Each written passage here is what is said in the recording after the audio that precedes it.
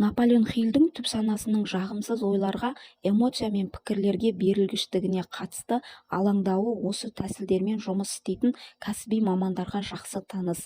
Клиникалық гипнотерапияда кері әсер заңы деп аталатын аксиома бар, яғни елестету мен ерік-жігер арасында қақтығыс туындаған кездің барлығында елестету күші жеңіп кетеді. Егер түпсана жағымсыз нәрсені сіңіріп алған болса, алайда идеяны орнықтырғыңыз келсе, жаңа идеяны ендіру талпынысыңыз кері әсер береді. Өйткені түпсана қалыптасып қалған жағымсыз ойды қорғаумен болады. Сіз бір нәрсені істемекке тырысқан сайын түпсана қарсыласа береді, және бұл қиын шаруаға айналады. Тырысу сөзін қолданудың өзінен сақтандырады, себебі ол түпсанаға алдын ала сәтсіздік жайлы ойды үстейді. Тырысу деген түсінік тұрақты түрде күш жұмсауды білдіреді. Сіздің тырысқыңыз келмейді, жетістікке жеткіңіз келеді. Егер сіз түпсанаңыздан тырысуға көмек сұрасаңыз, ол тек осыны ғана істеуі мүмкін. Ол сізге тырысуға көмектесуі мүмкін, бірақ табысқа жетуіңізге кедергі келтіреді.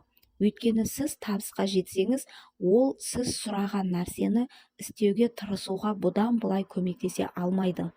Тырысу сөзін қолданудан сақтандыру, аффирмацияны қалыптауда және өзін-өзі иландыруға қолдануда ұстану қажет сақтықтың бір мысалы ғана. Төменде қазіргі мамандардың көбі келісетін бірнеше басқа практикалық қағидалар бөлінген. Бірінші, елестету әрқашан жағымды болуға тиіс.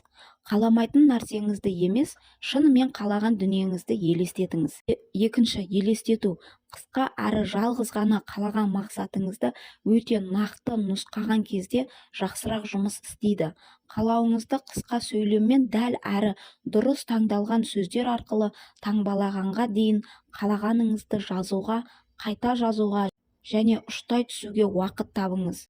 Үшінші, елестету қалаған мақсатыңызды нақты нұсқауы қажет, бірақ оған қол жеткізуді нұсқауы керек емес. Түпсанаңыз оны қалай іске асыруды сізден гөрі жақсырақ біледі. Төртінші, негізсіз уақыт талап етпеңіз. Түпсанаңыз ешбір аяқ астынан немесе қазір істей алмайды. Бесінші, сөздерді жай ғана айтудың әсері аз. Қалауыңызды аффирмациялаған кезде мұны берік сеніммен жасауыңыз қажет. Түпсанаңыз оның қаншалықты сізге маңызды екеніне иландыра білу қажет.